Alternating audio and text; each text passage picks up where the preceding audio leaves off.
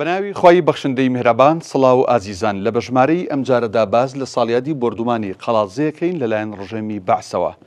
بێگومان دوای ئەوەی لە ساڵی 1968 بەعسیەکان هاتنە سەر حکوم لە عێراق و لە بەیاننامەی 11 ئازاری ساڵی 1970 پاشگەز بوونەوە بێگومان با بڵین نێوانی کورد و حکوومەتی بەعس تێکچۆوە. چۆن؟ طبعا یەکەم کۆمەڵکوژیە یەکەم جینۆساید و یەکەم چەکی قەدەغەکرا و حکوومەتی بەعس لە سەرگەلی کورد تاقی کردەوە. بردومانی قەڵازە لەلایەن ڕژێمی بەعسەوە بێگومان لە 24 ساڵی 1974 ڕوویدا کاتژمێر 9:45 دقیقەی سەر لە بەیانی بوو.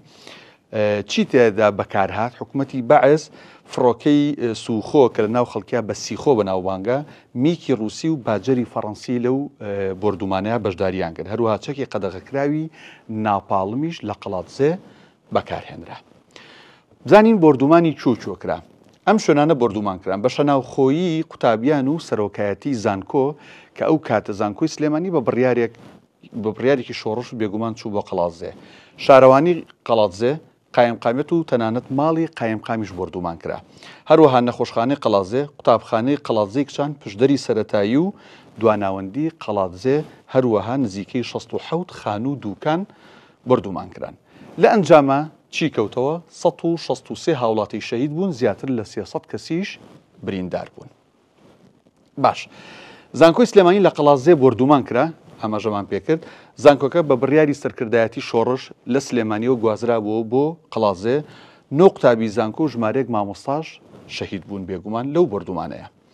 باشە، دوای 8 ساڵ لە ساڵیادی ئەم بردومانە لە 24 ساڵی 1982 خەڵک دژی بەعس لە قەڵاتزێ ڕاپەڕین. بەڵام چی ڕوویە؟ مامۆستا سنەوبەر مەحموود و دایکە ئامینە شەهید بوون، هەروەها 5 هاوڵاتی بریندار بوون، 60 کەسیش لەلایەن ڕژێمی بەعسەوە دەستگیر کران.